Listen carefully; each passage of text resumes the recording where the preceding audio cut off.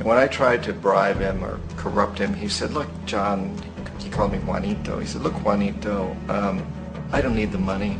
What I really need is for my country to be treated fairly.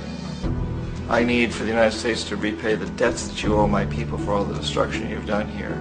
I need to be in a position where I can help other Latin American countries win their independence and be free of this terrible presence from the north that you people are exploiting us so badly.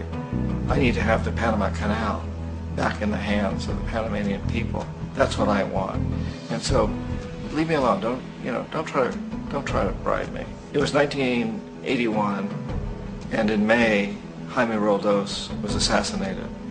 And Omar was very aware of this. Torrijos got his family together and he said, I'm probably next, but it's okay because I've done what I came here to do.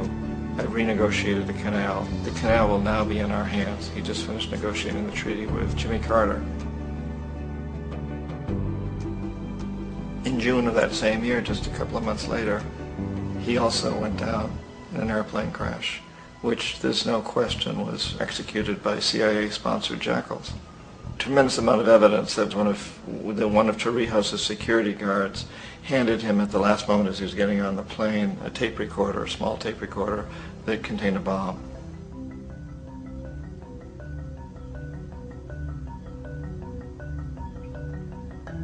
It is interesting to me how this system has continued pretty much the same way for years and years and years, except the economic hitmen have got better and better and better.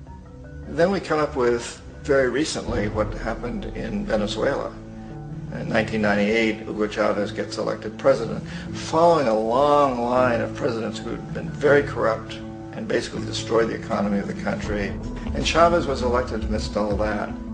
Chavez stood up to the United States, and he's done it primarily demanding that Venezuelan oil be used to help the Venezuelan people. Well, we didn't like that in the United States. So in 2002, a coup was staged, which there's no question in my mind, and most other people's minds, that the CIA was behind that coup.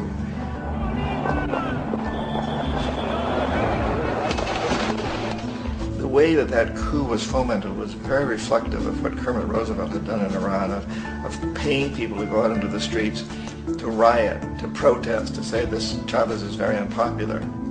You know, if you can get a few thousand people to do that, in television can make it look like it's the whole country, and things start to mushroom. Except in the case of Chavez, he was smart enough, and the people were so strongly behind him that they overcame it, which was a phenomenal moment in the history of Latin America.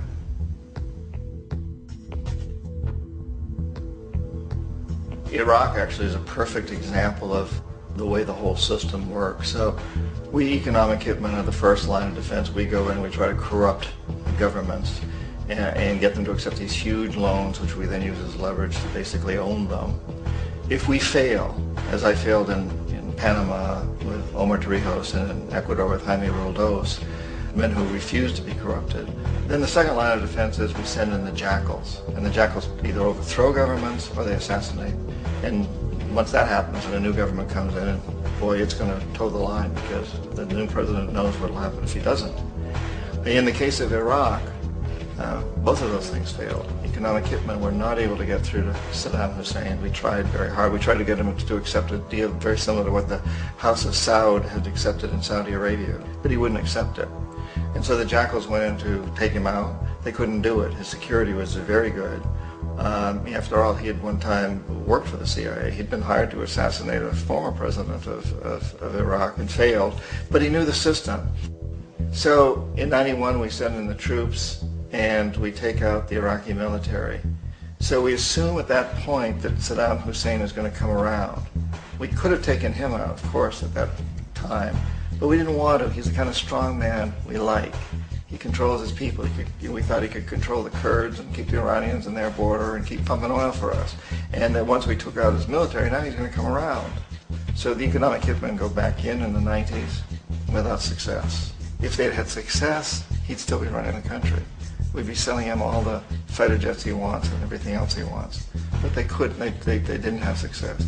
The jackals couldn't take him out again, so we sent the military in once again, and this time we did the complete job and took him out, and in the process created for ourselves some very, very lucrative construction deals. We had to reconstruct a country that we'd essentially destroyed, which is a pretty good deal if you own construction companies, big ones. So, you know, Iraq shows the three stages.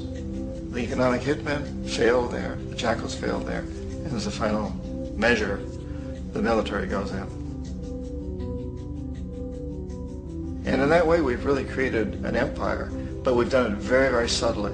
It's clandestine. All the empires of the past were built on the military, and everybody knew they were building them. So the British knew they were building them, the French, the Germans, the Romans, the Greeks, and they were proud of it. And they always had some excuse, like spreading civilization, spreading some religion, something like that. But they knew they were doing it.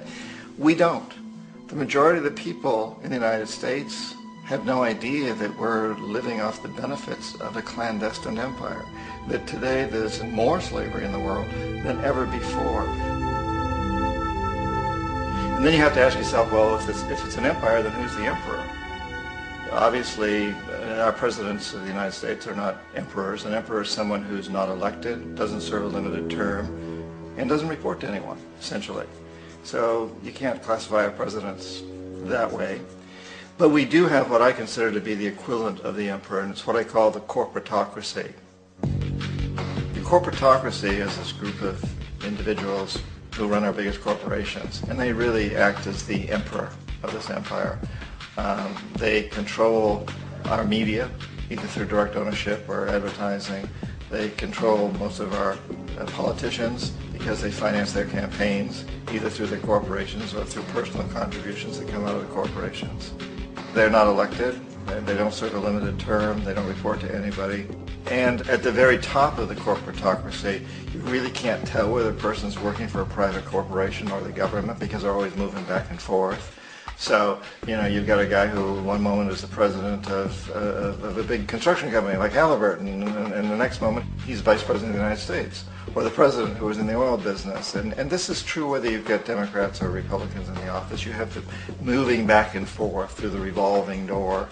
And in a way, our government is invisible a lot of the time, and its policies are carried out by our corporations on one level or another.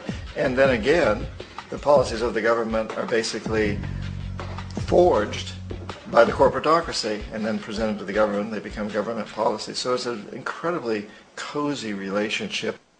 This isn't a conspiracy theory type of thing. These people don't have to get together and plot to do things. They all basically work under one primary assumption, and that is that they must maximize profits regardless of the social and environmental costs.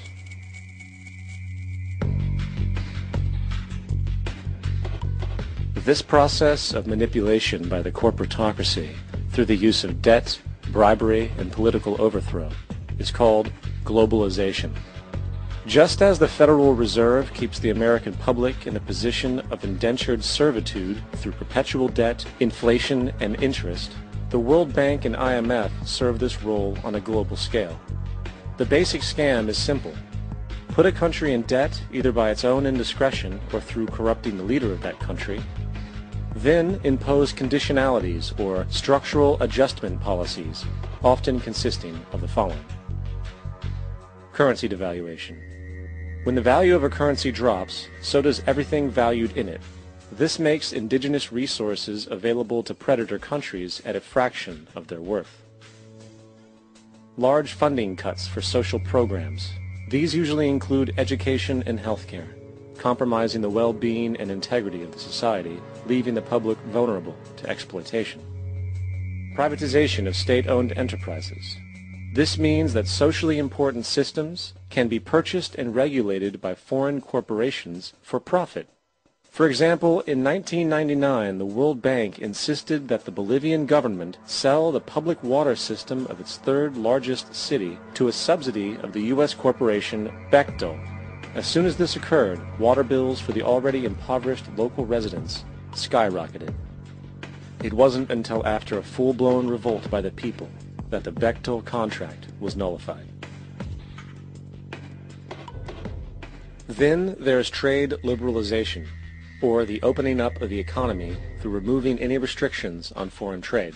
This allows for a number of abusive economic manifestations, such as transnational corporations bringing in their own mass-produced products, undercutting the indigenous production and ruining local economies.